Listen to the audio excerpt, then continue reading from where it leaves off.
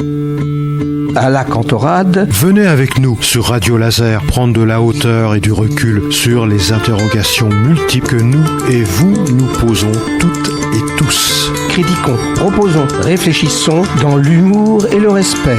Explorez pendant un mois, chaque semaine, un sujet pertinent avec toujours un invité expert. Bonjour à toutes et à tous.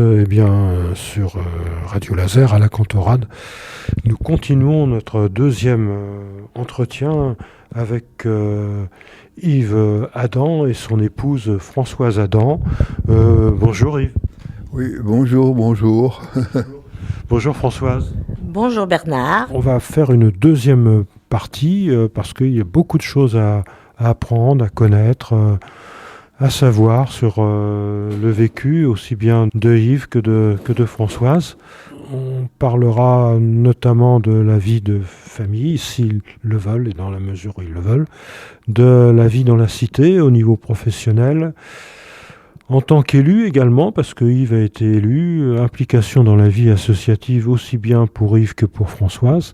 Et puis, on va voir si on réalisera peut-être une troisième chronique en fonction du déroulement et du temps passé pour chaque thématique, en quelque sorte. Je rappellerai simplement que vous connaissez tous la rue du Championnat. La rue du Championnat à Guichen. On va commencer par là, avant de venir aux autres thèmes, parce que tout le monde passe par la rue du Championnat, qui est pas loin de l'EHPAD ici, et on la descend, on arrive vers, pour certains qui connaissent la pompe à essence, parce que il faut bien mettre de l'essence dans les voitures. On espère encore en mettre. Les choses se calmeraient peut-être actuellement. Et donc on arrive aussi éventuellement à Hyperula. Alors cette rue du Championnat, elle a une histoire, Yves, parce que je crois que c'est vous qui avez suggéré ce nom. Oui, alors c'est moi qui ai suggéré cette rue là, parce qu'elle a été faite pour un championnat de France cycliste. Et le deuxième. Et la première fois, ils arrivaient de Pont-Réan, ils montaient jusqu'à l'église, et puis ils redescendaient la rue Jacques-Douai, ils repartaient sur Cauvin. Et cette rue du Championnat a été faite pour le deuxième championnat, pour couper un peu l'angle. Et puis alors, forcément, c'était resté comme ça. Et j'étais dans le conseil donc à l'époque. Et alors, tout le monde se demandait comment on va appeler cette rue-là. Bon, moi je dis, il y a une solution. Hein. Elle a été faite pour un championnat. Pourquoi qu'on ne l'appellerait pas rue du Championnat ? Ah ben, tout le monde a été d'accord. Elle a vraiment été faite pour le championnat. Avant, il n'y avait pas de rue, là. Ah oui, c'est pas une rue de lotissement. Hein. Elle a été faite pour le championnat. Oui, et puis après, des constructions sont venues de chaque côté. Quoi. Alors, il y avait à cette époque-là, en Quetil, Poulidor, je crois. Oui. Là, je ne me rappelle pas qui. Il me semble me rappeler, enfin, moi, j'étais pas là à ce moment-là. Il me semble me rappeler qu'en Quetil a lâché Poulidor dans la côte de Pont-Réan qu'ils avaient à monter 10 fois, c'est ça ? C'est ça, oui. Ah bah ça montait depuis Pont-Réan jusqu'en haut, là, au-dessus. Là, c'était une super idée de donner ce nom-là, puisque finalement ça avait été construit pour ce championnat de France. Hein.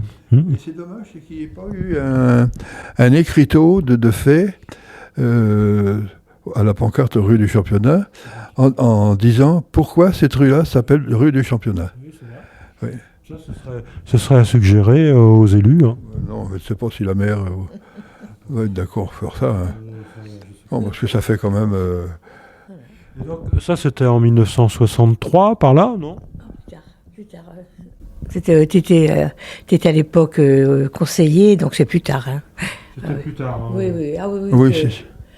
Oui, non, parce que moi j'ai fini le conseiller en 78. Voilà, c'était dans les années 75 par là. Ah oui. On va peut-être embrayer justement là-dessus. Dans le cadre de la vie dans la cité, vous avez été élu. C'était en quelle année ? En 72 peut-être, non ? 72, 78, 73 peut-être. Je ne sais plus quelles étaient les années d'élection. En 78. Donc ça devait être en 72, je pense. Donc, le maire était Monsieur Gauthier, c'est ça ? Oui, Monsieur Gauthier qui était pharmacien à Guichen.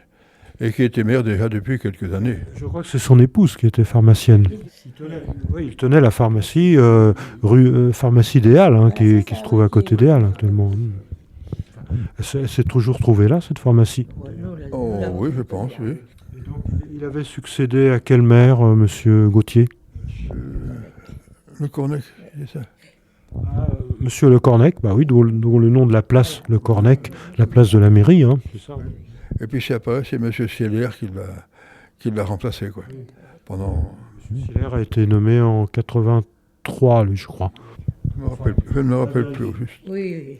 Vous occupiez de quoi? Vous étiez adjoint ou vous étiez vous occupiez de quelle partie de l'urbanisme, des relations, de quoi? Le conseil, les décisions qui étaient prises à l'époque, mais je pense que c'était pas comme aujourd'hui. Il y a des commissions qui sont bien définies. Oui, il y avait des commissions quand même, enfin, on suivait comme on pouvait, parce que à l'époque, il y avait quand même le magasin et la boutique. Parce que justement, alors c'est intéressant, là on vient d'avoir les élections municipales, c'est quand même du boulot d'être un élu dans une ville. Alors Guichen était combien vous aviez d'habitants? 5000, maintenant on est à près de 10 000 je crois. Hein. À l'époque, à peu près ça, dans les 5000 habitants, lorsque tu as été élu conseiller. Oh, oui, peut-être, oui. Parce que quand on est venu ici, il doit y avoir 2500, je crois. Enfin, vous étiez moins nombreux que maintenant. Oh là là, oui. Mais moitié moins, ça fait ça. mais quand même, ça prend beaucoup de temps d'être un élu. Oui. C'est-à-dire, parfois, on passe des soirées pour les réunions du conseil municipal, par exemple. Il y avait l'urbanisme, quand même. Oui. Mais tu avais beaucoup de réunions dans la journée. Hein. Le permis de construire, des choses comme ça. Quand il y avait des réunions, il fallait... Ça, quoi. Et les enfants étaient petits encore à cette époque-là? Ah ben oui. Les deux derniers avaient 3 et 5 ans. Ouais. Et donc c'était pas évident hein, pour la vie de famille. Hein. Non. Et puis, alors, Yves était toujours en réunion souvent. Oui, mais ça faisait partie aussi de l'engagement qu'il avait pris. Hein, donc, Bien sûr. On était venu me chercher. C'était pour moi qui me suis proposé. On est venu me chercher, quoi. Vous étiez déjà quelqu'un de très présent dans la commune. Hein. De par la profession. C'est après, on a fondé l'Union des commerçants. Donc j'ai été le président pendant quelques années. Donc là, finalement, vous aviez monté une association, c'est ça? Oui, c'est ça, oui. C'était la première association, il n'y en avait pas avant, c'est vous qui l'avez créée avec d'autres? Oui, je crois pas. Oh non, il n'y en avait pas avant. Hein, non, il y avait très peu d'ailleurs à cette époque-là, je pense. On est dans les années 75, 80 là? Voilà, ça fait Oh ça. oui, je pense, oui.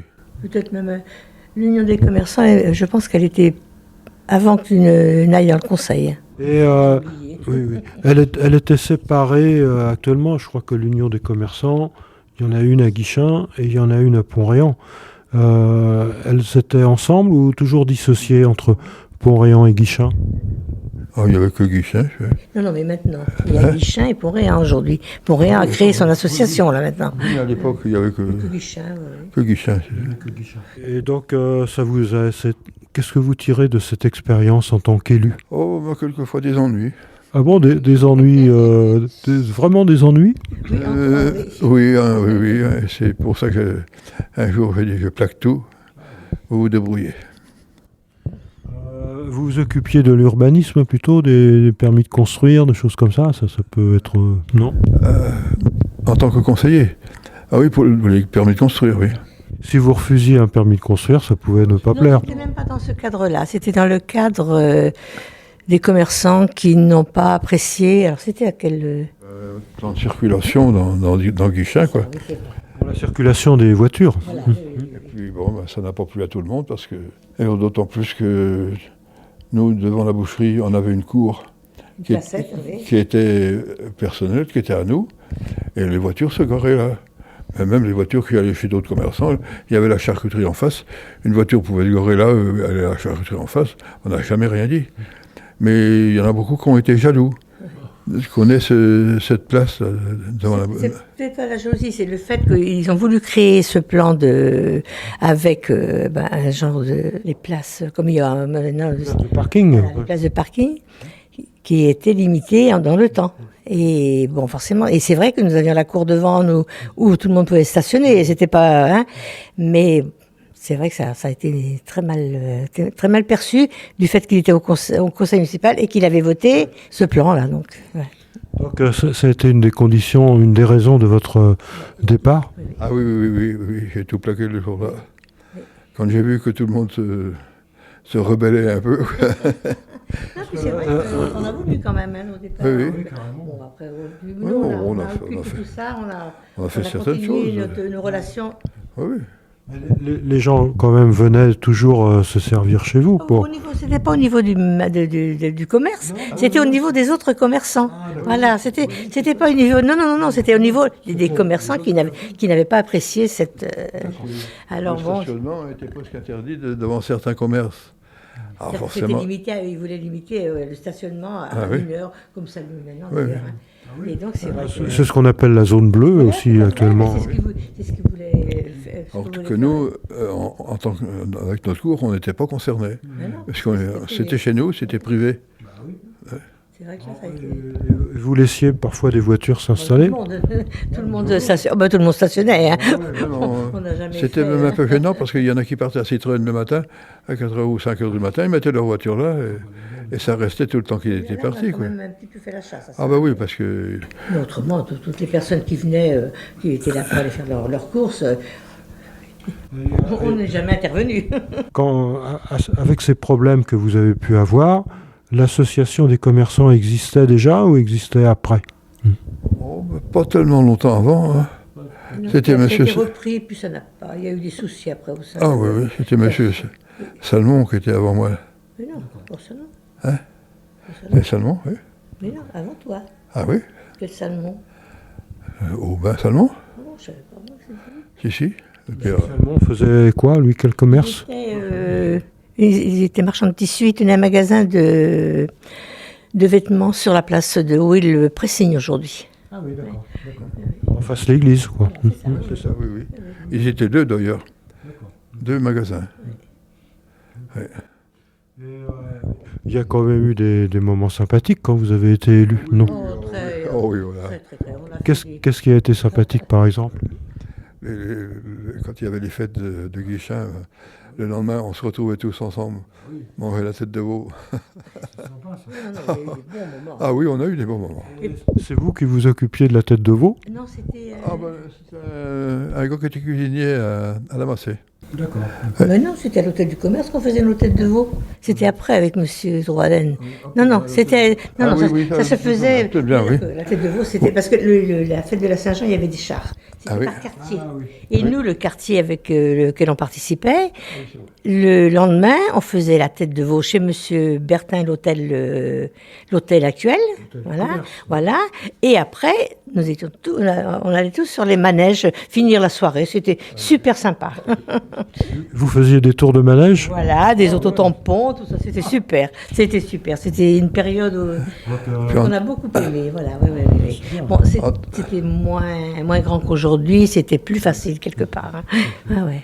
Et ça se trouvait où, la fête foraine? Toujours au même... Et on avait un manège devant chez nous. Un petit manège de gosses devant chez nous. Et donc, vous avez été pendant 6 ans au... En tant que conseiller. Oui. Parce que normalement, je crois que ça dure 6 ans. Je crois que ça dure 6 ans. Ça dure 6 ans, je crois, une mandature. 6 ans. Et donc vous avez arrêté, oui, carrément à la fin, quoi. Oh, j'allais plus beaucoup aux réunions parce que au début, quand j'ai été élu, j'avais un ouvrier. Et puis, il est parti pendant mon mandat. Alors donc, je me retrouvais tout seul, sans ouvrier. Alors là, j'avais pas toujours trop le temps de suivre les réunions. Hein. Les réunions du conseil municipal, c'est toujours le soir. Hein. Ah oui, c'est toujours toujours le soir. Et puis lors du fait que je faisais la partie de la commission d'urbanisme, quelquefois, il fallait se déplacer pour aller voir ceci, voilà cela, les constructions qu'il y avait à droite, à gauche. Vous trouvez que ça s'est beaucoup construit, là, Guichen, maintenant, hein? On ne reconnaît plus. Quelque part, c'est aussi une bonne chose ou c'est une mauvaise chose? Qu'est-ce que vous en pensez? C'est une bonne chose. C'est une bonne chose. Un peu du premier lotissement, le lotissement Charcot qui a été fait. Charcot qui a été fait le premier. Au-dessus de la poste, hein, c'est ça? Oui. C'était une prairie, là. Et il y avait un ruisseau qui passait au milieu. Et alors, le ruisseau, maintenant, il passe en souterrain? Oh, je pense, oui. Oui. Et d'ailleurs, à l'époque, il n'y avait pas le droit, les constructions, il n'y a pas le droit de faire de cave. À cause de ce ruisseau-là, justement, qui pouvait donner de l'eau dans les caves. Et puis, après, il y en a qu'on en fait. Et, ils n'ont pas eu de problème d'inondation dans leur cave? Non, pas trop, non. Et, finalement, les champs, par exemple, au niveau de l'EHPAD, ici, là, où on est, c'était des champs encore? Oui. C'était une prairie. Et donc ce ruisseau-là, qui passait là, passait au milieu de la prairie, quoi. Et il descendait jusqu'au rond-point du Nico. Oui. Oui, le rond-point de Hyper-U, là, maintenant, c'est ça? Oui. D'accord. Et au début, il n'y avait qu'une seule école. Il y avait l'école des filles qui était rue comment elle s'appelle, cette rue? Il y avait que de école gars et filles privées et école et filles publiques. Pour les garçons, c'était où? C'est du côté de l'ancienne de la mairie, par là. Oui, je crois que ça devait être par là. Oui, c'est ça. Oui. L'école privée aussi. Oui. Parce qu'elle était rue Jacques Blouet et puis rue là, et tout a été fait, mais monté jusqu'en haut là-bas. C'était l'école Saint-Martin déjà, ça s'appelait. Oui. Il y avait des industries à ce moment-là? Comme industrie? Il y avait Citroën quand même qui a apporté beaucoup. Parce que c'est quand même pas loin. Ah oui, ça, dans tout le secteur. Oui, la Jeannet est à 10 km d'ici. Hein. Oui, c'est vite fait. Hein. C'est qu'à l'époque, je crois qu'il y avait c'est bien 12 000 ouvriers. Hein. Ah oui. Des villes comme Guichen sont des villes qui sont très près de Rennes. Et donc, ça permet de travailler sans problème. Ah oui, on a la chance, nous, certainement, d'être auprès de Rennes, parce que quand on voit, par exemple, le nord du département, c'est des peuples. Et même, apparemment, la région de Redon se dépeuple aussi. Parce qu'il n'y a pas beaucoup d'industries. Mais Guichen, il y a quand même beaucoup de petites industries. Hein. Beaucoup de zones. Hein. Donc après, vous êtes retourné au commerce après avoir été élu, quoi. Oui. Enfin, vous étiez déjà, vous avez continué, et vous étiez moins débordé peut-être. Ah oui, ça bien. C'était le nom de commerçant qui marchait bien, quoi, à l'époque. En fait, on avait même organisé une fois une visite à Ouest-France. On l'avait fait en 2 fois parce qu'il y avait trop de monde pour une seule fois. Vous avez organisé la visite pour les habitants? Ah oui, et puis tous les commerçants. Enfin, tous ceux qui voulaient venir. Oui, on avait fait deux voyages. Ah oui. Vous aviez loué un car? Oui, un car. Les 2 fois. Et il était plein. Et puis les visites se faisaient le soir. Parce que les rotatives commençaient à 10h le soir. Donc on avait fait 2 voyages. À cette époque-là, Ouest-France était au centre de Rennes? Oui, rue du Prébeauté. Parce que maintenant, Ouest-France est dans la zone industrielle est de Rennes. C'est Champy, oui. Oui. On y est allé, nous, de l'EHPAD, visiter aussi. Oui, parce que j'ai une fille qui a fait toute sa carrière à l'EHPAD, à Ouest-France, alors ça s'est enclenché comme ça, quoi. Parce que Magali y avait pensé, mais elle ne savait pas à qui s'adresser. Et puis, je ne sais pas, un jour, j'ai dû lancer ça comme ça, moi. Ça l'a tout de suite intéressé, quoi. Revenons maintenant à votre activité professionnelle. Donc, c'est en quelle année que vous avez monté votre boucherie? La boutique, en 62. 62 déjà. Oui, septembre 62. Ou, Donc le local... 63. Septembre 63, parce qu'on s'est marié en octobre 62 et on a pris la boutique là, et je travaillais à Rennes à l'époque. Le local existait déjà. Le local existait. Il y a très longtemps que cette boucherie là existait. Très longtemps. Mais celui qui était dedans avant moi, il avait fait fiasco. Ah oui, il ne faisait plus rien du tout. Et puis Pourquoi il ne faisait plus rien? Il était fatigué ou quoi? il n'était pas apte à faire un boucher comme ça. Et puis en plus de ça, sa femme, elle était facile à tirer par les bouteilles. Ah oui, ça c'est un inconvénient. Hein. Ah oui, il ne faisait plus rien du tout, quoi. Surtout que je pense que dans le genre de travail que vous faites, quand il s'agit de découper, il faut avoir toute sa conscience, il faut être très très vigilant pour pas se blesser. Ah oui, c'est sûr. Oui. Bon, j'ai eu cette chance-là des petits coups de couteau, il y en a eu, quoi, mais j'ai eu cette chance-là Je crois qu'il y a des gants métalliques, je crois. Et il n'a jamais voulu m'en servir. Pourquoi vous n'avez pas voulu vous servir des gants métalliques? Ça me gêne, hein. Ah oui. Et on avait des tabliers métalliques aussi, hein, Oui. comme les gants. Vous mettiez quand même les tabliers métalliques? Non, même pas. Non. Il me semble qu'il y en avait un à la maison parce que pour les ouvriers, c'était obligatoire d'en avoir un, quoi. Mais dans les grosses boîtes, ils sont obligés de travailler avec tout ça, quoi. Vous n'êtes jamais blessé beaucoup? Non, j'ai eu cette chance-là. Oh, des petits coups de couteau. J'en ai encore des cicatrices là, sur le pouce, quoi. Oui. Le côté du doigt, là, je ne sais pas combien de fois il est parti.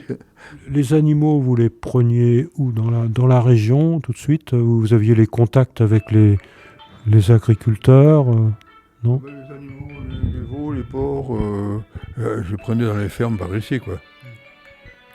Le bœuf, c'est souvent un marchand qui me le mettait. Ah, d'accord. Oui. Souvent, il allait au marché à Fougères, et je l'appelais à Fougères et il disait, tu me mets une bête. Il m'achetait une bête là-bas. Donc, vous avez connu tous les endroits où étaient les animaux par bouche à oreille, où il y avait une revue pour cela? Je connaissais quand même parce que j'ai fait des tournées en campagne pendant 3-4 ans, quoi. Donc je connaissais un peu toutes les fermes et tout ce qui s'ensuit. Et là, je me ravitaillais en veau et en porc dans les fermes. D'accord. Oui. Alors, vous faisiez que du bœuf et du porc, c'est ça? Veau, porc et bœuf. Après faire un petit peu de mouton, un peu de volaille, il fallait évoluer un peu, quoi. Mais les volailles, vous étiez amenés, quoi, direct, tel quel? Oui. Oui, il y avait des marchands de volailles déjà à l'époque. D'accord. Oui. Je travaillais avec un volailler de Rennes, je le connaissais bien du fait qu'il fournissait déjà où je travaillais à Rennes, donc je le connaissais bien. Donc pendant combien d'années vous avez fait l'office de traiteur? Vous aviez beaucoup de repas à préparer? Surtout des buffets. Des buffets surtout. Pas de repas tellement, mais surtout des buffets, quoi. Voilà, on en a fait. Ouais. Donc, dans ce cas-là, vous deviez livrer à l'endroit où se passait la réception ou la manifestation? On nous disait, quoi. Très souvent c'était sur Guichin quand même, quoi. Oui. Et dans les premiers, je crois que c'est le premier buffet qu'on a fait, c'est chez les CRS à Rennes. Ah oui. Oui. Carrément à Rennes? Oui. On a appelé un boucher de Guichin. Ah oui. Il était CRS. Oh, mais tu vas bien nous faire ça. Moi, je dis, moi je n'ai jamais fait ça. Ah, si, tu nous fais. Ah. Et ce que je me souviens, il y avait une table avec toute la charcuterie, quoi. Et puis alors, il avait fait faire un pain du côté de Raux-sur-Coinon, par là. Un pain de au moins 12 livres. Oh, il était rond, il était au moins comme ça de diamètre. Et puis il était exposé. Eh bien, on ne tapait pas dedans. Tout le monde voulait de ce pain-là. Il a fallu que je coupe dedans. Il y avait combien de personnes? Peut-être 70, 80, oui. Ah bon, on a fait des buffets de plus que ça. Hein. Le plus qu'on ait fait, c'est des plateaux repas pour une fête quelconque, pour des pompiers, je crois bien, ou des cyclistes. C'était une course cycliste, je crois bien. On avait 300 plateaux repas à faire. Pour les championnats de France de vélo, de cyclisme. Ah ben non, à l'époque, ça ne se faisait pas. Non, oh non, parce que dans tous les débuts qu'on était là... non. Comme on parle un peu de vélo, là, vous faisiez un peu de sport, vous, Yves? Non. Non. Quoique déjà, le travail que vous faites, vous faisiez, c'était du sport. Hein. C'est ce qu'elle m'a dit un jour un Toubi ou un cardiologue, je ne sais plus. Oh, il dit, vous avez un cœur de sportif. Ah ben, apparemment, oui. Et je suis sûr que vous ne faites pas de sport. On dit non. Ah ben, ça, c'est du gâchis, qu'il me dit. C'est vrai que vous auriez pu être très bien en sport. Hein. Le fils et puis une fille qui ont fait le marathon de Paris, là, l'autre jour. Ah oui, oui. Ah, sympa, hein. Ah oui. Et une autre fille qui, mais, comme elle a fait beaucoup de sciatique, elle n'a pas pu le faire, mais sans ça, elle faisait aussi, quoi. Et tous, il n'y a qu'une qui ne fait pas de sport, mais les deux autres, enfin les trois autres, ont un cœur très lent aussi, quoi, des cœurs de sportifs. Vous savez bien que quand on fait du sport, notamment du sport d'endurance, sur des longues distances comme le marathon, on a un cœur qui bat plus lentement. Le marathon de Paris, c'est 42 km. Hein. Je sais, je l'ai fait moi aussi, oui. Moi, j'ai dit que je voulais bien le faire, mais avec la voiture balai. Ça, vous pouvez le faire. J'ai une de mes filles qui a fait aussi de la course à pied. Moi, je faisais du marathon aussi, quoi. Et elle partait trop vite. Alors, il faut jamais partir trop vite. Ah non. Et Françoise, vous faisiez du sport, vous? Non. J'en ai fait jeune, mais après... Quand vous étiez jeune, vous faisiez quoi comme sport? C'est du volley. Du volley, Vous étiez où, à Rennes, vous? oui. Et quand vous étiez jeune, vous faisiez pas de sport, Yves? Non, il n'y avait rien, il n'y avait aucun truc sportif à l'époque. C'était un petit patin où il y avait 750 habitants. Enfin, comme on disait avec Yves que le travail que vous faisiez, c'était du sport déjà. Oh là là, oui. Et Yves me disait, vous venez juste d'arriver là, parce que Françoise est revenue, que Yves a un cœur lent, qui bat lentement. À quel rythme il bat? Oh, quand ils m'ont mis ma pile, il était descendu à 32. Oh là là. Impressionnant. Ah oui. Il était en train de faire quelque chose. Intervenir là, Oui. Non, il ne faut pas que ce soit trop bas quand même. Hein. Il ne faut pas descendre trop bas. Bon, il y a des personnes, on parlait tout à l'heure des championnats de France de cyclisme, des gens comme Anquetil à l'époque descendaient à 45 à peu près. Et des gens qui font de la plongée, par exemple, peuvent descendre à 25 quand ils sont sous l'eau. Mais il ne faut pas que ce soit longtemps, trop longtemps, quoi. Le sport, c'est bien aussi. Vous savez que c'est un gros problème, la sédentarité. Les jeunes ne font pas assez de sport.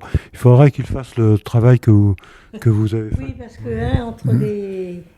Finalement, vous étiez tout le temps debout, vous étiez tout le temps en train de marcher. Oui, tout le temps marcher, tout le temps debout, quoi.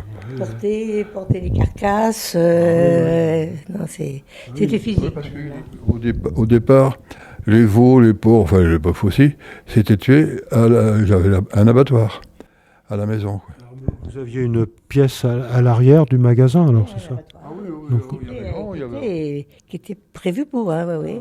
On avait quand vous l'aviez acheté, déjà, il y avait ou on a repris l'affaire avec l'abattoir. Avec l'abattoir. Oui, avec l'abattoir, Et quoi. puis après, tu as laissé de bonheur, parce que c'était du travail, il m'a dit. Oui, puis de toute façon, ça a été supprimé, tous ces petits abattoirs-là, et obligation d'aller à Rennes. C'est ce qu'on avait dit avec, vous connaissiez. Peu de temps.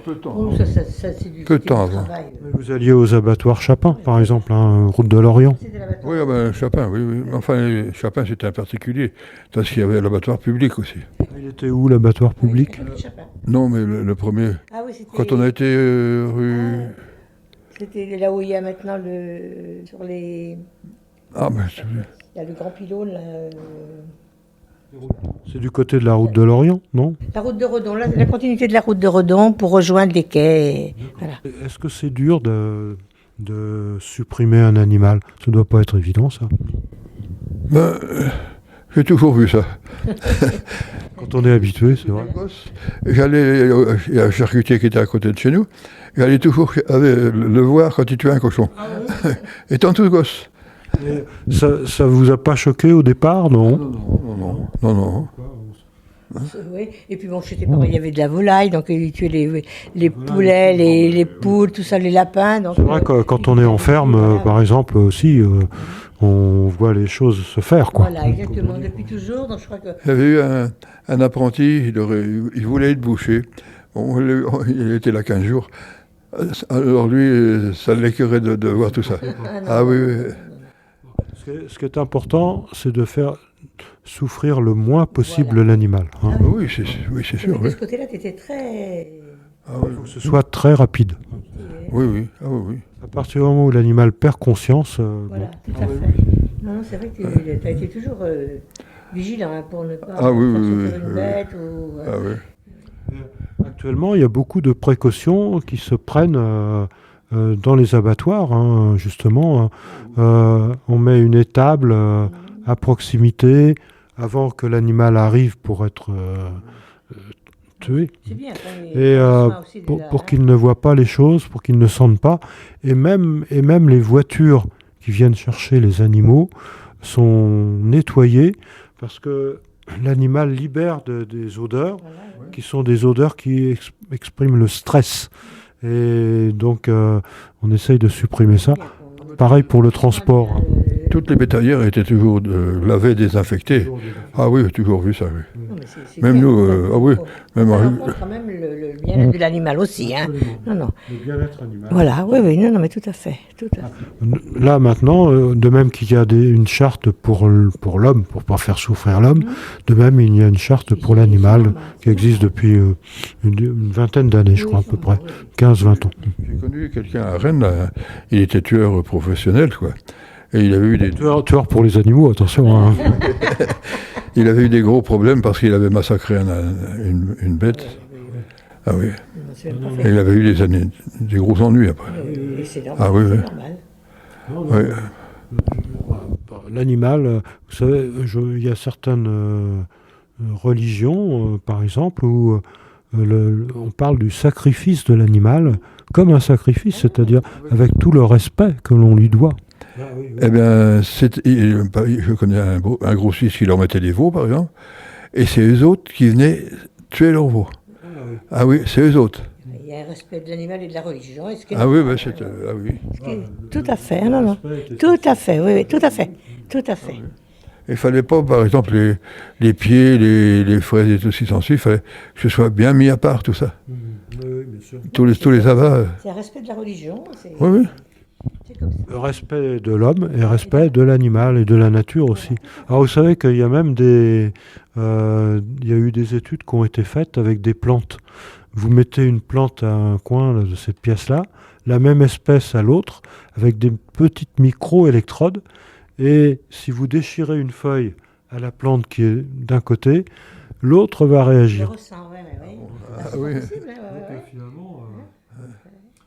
De même pour les chênes aussi.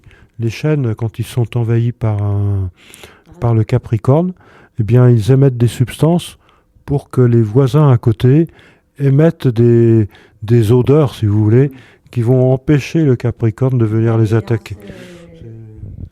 La nature est bien faite. Hein. La preuve, c'est qu'il y a des antidotes partout. Donc, la sensibilité, elle existe chez l'homme comme chez l'animal et comme apparemment chez les plantes aussi. Vous parliez, c'était un petit aparté là qu'on a eu, vous parliez des apprentis. Vous avez eu beaucoup d'apprentis Je ne sais pas combien. Hein. Ah oui, 4 ou 5. Oui. Un apprenti, vous le gardiez combien? 1 an? 2 ans. 2 ans, oui. 2 ans. Ça, oui. En principe, c'était 2 ans. 3 ans l'apprentissage. Oui, mais quand on les a eus, nous, c'était 2 ans au départ. Donc, ce sont des jeunes qui allaient passer un CAP, c'est ça?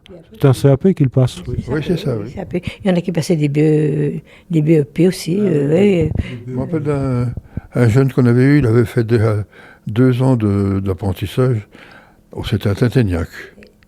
Et on l'a eu 1 an. il ne savait pas faire grand-chose quand il... Il ne savait pas désosser une épaule de bœuf, il ne savait pratiquement pas rien faire. Eh bien, au bout d'un an, il a eu son CAP. Oui, il a dit, j'ai tout Parce que vous lui avez appris. Voilà, oui, oui. Il était C'était sympa, donc c'est agréable pour nous aussi. Hein, ouais. Il était vraiment décidé d'apprendre. Ah oui, il voulait. Ah oui, je ne sais plus comment c'est. Et tous ces jeunes qui sont, enfin vous en avez eu 4, tous ces jeunes qui sont venus chez vous, ils ont réouvert une boutique. Qui a continué, hein. Patrick, c'est tout, c'est le seul qui a continué la profession. Dans les apprentis qu'on a eus. Il n'y a eu que Patrick qui a continué dans la profession. Oui. Il a monté son affaire à lui après, oui. D'accord. Donc vous avez finalement, votre boucherie, vous l'avez ouvert en 1963 et vous avez arrêté en 2000. En 1993. Ah, 97. 97, oui. Au mois de juillet de 97. On se rappelle même du mois. Hein. Ah oui, oui, oui. La plus grosse connerie qu'on ait fait, de faire 3 semaines ou un mois dans le trimestre. Enfin, ça, c'est pas... Ouais. Alors, quand on arrête comme ça doit être dur, non? Non, parce qu'on était usés. Ah oui, j'en voulais. On n'en voulait plus. J'en pouvais plus. Et un jour, il y a un boucher qui était à Port-Réan qui m'a dit après 50 ans, il ne faudrait plus tenir un commerce. Oh. Quel que soit le commerce. Non, je Ouais. pense pas. Surtout celui-ci. Hein, oui. Et bon, 50 ans, j'étais encore en pleine forme. Mais quand même, après, tous les ans, je trouvais que ça tirait dur quand même. Et on aurait dû arrêter un peu plus vite et puis finir, mettons, salarié ou des choses comme ça, ne faire que 35 ou 40 heures la semaine. Parfois, ça se fait finir salarié aussi, peut-être. Hein. On en faisait 80. Et vous êtes allé jusqu'au bout. On est marré de bonheur, oui. Ah oui, oui. Je sais pas pourquoi. 80 heures la semaine, hein. Et Françoise, vous étiez toujours dans la boutique aussi? Oui, j'ai toujours été du début, de la première journée jusqu'à la dernière. Hein. Oui. Vous vous occupiez de quoi? Oh, j'ai fait tout. Hein. Parce qu'au départ, mon mari faisait des tournées en campagne. Donc, je tenais la boucherie sans avoir jamais coupé une côte quelconque ni un beefsteak. Hein. Donc, Yves vous a montré alors? On ne se pose pas de questions. Yves vous a montré alors, c'est ça? Oui, oui, quand même. C'était un bon éducateur. Hein. Faut dire qu'à l'époque, les gens n'étaient pas si difficiles que maintenant. C'est moins Ah oui. exigeant. Ah ouais. On ne faisait pas la même découpe que sur la fin. C'était différent. Vous faisiez les découpes aussi, vous, Françoise? Oui, je tenais la boutique toute seule, hein, voilà, ouais. Tous les morceaux. Ouais, et puis après, Oui, oui. Je croyais que c'était Yves qui préparait avant et vous aviez plus qu'à donner aux clients. Quoi. J'ai touché à tout, oui. Non, mais sur la fin, quand même, tu faisais surtout la vente et moi, je faisais tout ce qui était cuisine, repas. Ah oui, notamment quand vous faisiez des buffets. Voilà, les buffets, des repas, plusieurs formes de repas. En charcuterie, par exemple, des coquilles de poisson. Les coquilles de poisson, on a fait bien d'autres choses après. Ah, oui, oui. Et je me rappelle la première fois qu'on en a fait. C'était un Colin. Et c'était un copain qui m'a fait voir comment le cuire. Ah oui. Oui. Ah oui, c'est vrai, quand on s'occupe, quand on n'est pas habitué au poisson. Il était charcutier et je lui avais demandé, il m'avait fait voir comment le cuire. Et ça, je m'en rappelle. Mais on s'est bien débrouillé tout seul. Oui. Et alors, comment on cuit un poisson? Un Colin. Il faut d'abord tout le désarrêter. Il faut enlever toutes les arêtes. On le roulait on mettait un peu de gélatine à l'intérieur pour qu'il se tienne bien ficelé, cuit au bouillon, puis laisser refroidir, après on coupe en tranches après. Quoi. Ah oui, avant de le cuire au bouillon, il faut le ficeler, c'est ça? Ah oui. Il se défraie. Il met une petite gélatine à l'intérieur de façon à ce que les deux parties adhèrent. Il y a beaucoup de choses qu'on s'est mis à faire comme ça. Il n'y avait pas de poissonnerie à Guichen? Il y a eu une poissonnerie à Guichen? Il y a eu, au tout début que nous étions là, c'était même les grands-parents de M. Gauthier qui fait le marché aujourd'hui, ses arrière-grands-parents, qui tenaient un petit... Alors, que le vendredi, ils venaient le vendredi. Et puis après, ils avaient monté quand même une petite poissonnerie. Là, en face de l'église, là où on a battu les bâtiments, là. Et puis après, nous, ils se sont mis à faire les marchés. Ils venaient tous les mardis, donc à Guichen. Oui. Oui, parce que il fallait que le poisson arrive de Saint-Malo, je ne sais pas d'où. Hein. À la Turballe, les autres, chez Gauthier. Il me semble que chez Gauthier, ils vont beaucoup à la Turballe. Et puis au marché de Gros, je pense également. Oui. Je pense, je n'ai pas... Je sais qu'ils vont à la Turballe, ça c'est sûr. Oui. Il faut dire qu'à l'époque, peut-être quelques charcuteries qui faisaient ça, mais autrement, où j'étais, moi, à Rennes, enfin c'était Saint-Jacques, on faisait quand même pas mal de viande. Eh bien, on fait quoi? Du veau, du porc, du bœuf, et c'était tout. La volaille le vendredi, mais aucune préparation de quoi que ce soit. Non, non. Non, tout était vendu naturellement. Quoi. Oui. Et, c'est une profession. Vous disiez, Françoise, que vous y êtes mise finalement, vous avez découpé, etc. Dans vos stagiaires, c'était que des garçons. Vous n'avez jamais eu de filles comme garçons? Il n'y a que des jeunes garçons en apprentissage et en ouvrier. On n'a jamais eu de personnes, de femmes. Non. Que des... Oui. Même lorsque moi j'ai démarré, donc les femmes ne faisaient pas elles faisaient que de la caisse, les trois quarts des boucheries ou charcuteries, les femmes ne faisaient que la caisse, hein. La vente et la caisse, voilà. Et donc vous étiez un peu une exception alors vous? Parce que... Je sais pas, mais c'est vrai que rien ne me faisait peur moi donc. Ça a été une chance, hein. Ça a été une chance, Yves, parce que quand vous étiez en train de livrer la marchandise, il fallait que la boutique tourne. Mais c'est vrai que rien ne me faisait peur, hein. J'ai touché à tout. J'ai dit, il faut qu'on avance, il faut qu'on progresse, et ben voilà, allons-y, essayons. Je me rappelle, je lui ai fait sur certains morceaux de viande, il faut couper ça dans ce sens-là, je faisais un trait pour que coupe dans ce sens. Je me débrouillais bien toute seule, hein. Oui. Personne, hein. Ah oui. Non, mais enfin au début, oui. Ouais. Ah bah forcément, je n'avais jamais... Non, parce que, Françoise, vous avez appris avec Yves, hein? Oui, tout à fait, oui. C'était votre professeur pour cette profession. L'enseignement a été bon, puisque ça a été progressif et on a bien réussi, donc ma foi. Hein. Vous aviez votre boutique souvent pleine, surtout le week-end, comment ça se passait? Tous les week-ends. Ah oui, surtout les week-ends. Ça. Oui, mais enfin, ça demandait presque un an quand même. C'est normal, on avait une boutique qui était... Mais après, c'est l'été, alors là... En plein été, là il y avait du boulot. Hein. Parce qu'à l'époque, il y avait beaucoup de résidences secondaires sur les bords de Vilaine. Ah, alors les gens arrivaient le vendredi soir, le samedi, le dimanche, c'était la boutique. Ah oui, le samedi et le dimanche. Ouais, la boutique était pleine. Quand même, vous accordiez quand même le dimanche de repos, quand même. L'après-midi. Que l'après-midi? Le lundi. À l'époque, on avait l'après-midi, C'était le dimanche fermé. et le lundi. Ah, C'était fermé le lundi, mais le lundi, il fallait faire le ravitaillement. On en profitait pour faire le magasin à fond. Le ravitaillement, on vous livrait ou vous alliez chercher?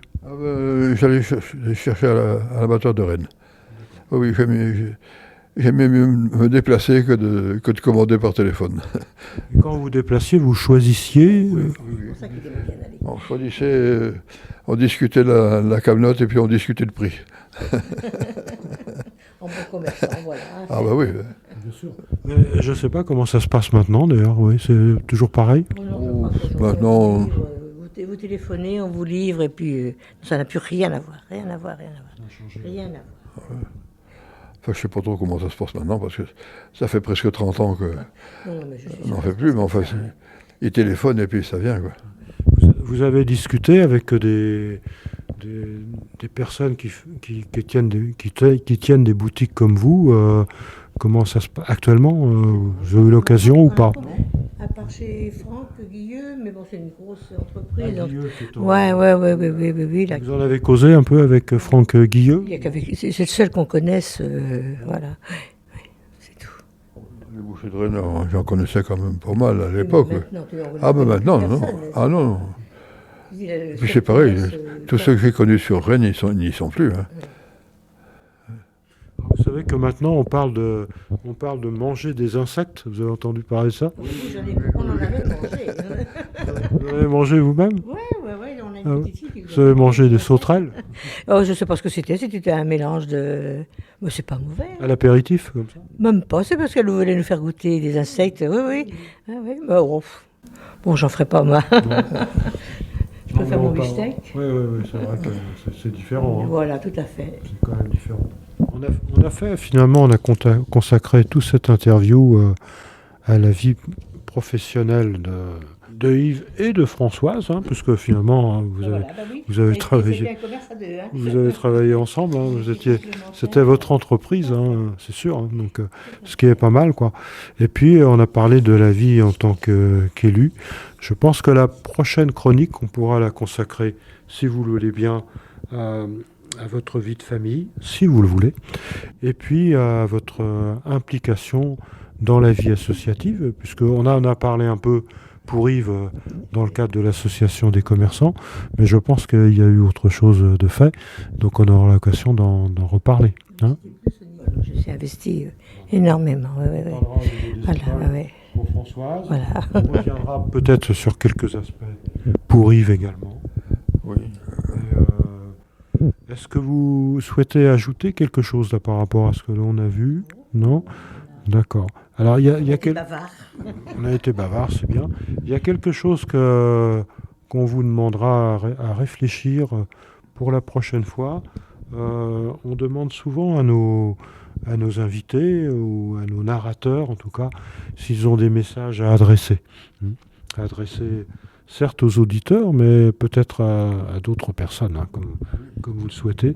Et comme je l'ai déjà écrit et dit, tous ces enregistrements vous seront donnés. Et donc, vous pourrez les faire écouter à qui vous voulez. Hein. Ce sera votre propriété aussi. Nos petits-enfants. D'accord. C'est notre priorité aujourd'hui. Absolument. Et si jamais un de vos enfants ou de vos petits-enfants veulent venir, ils sont les bienvenus. Hein. On peut les parler, discuter avec eux. Celle qui est la plus intéressée, c'est l'aînée, parce qu'elle elle a œuvré dans la boucherie. C'était l'aînée en plus, donc c'est... Ah bah oui. Ouais. Elle tenait la caisse. Elle tenait la caisse, oui, carrément. Hein. Gamine, donc, 12 ans, elle tenait la caisse. Hein, ah oui, oui.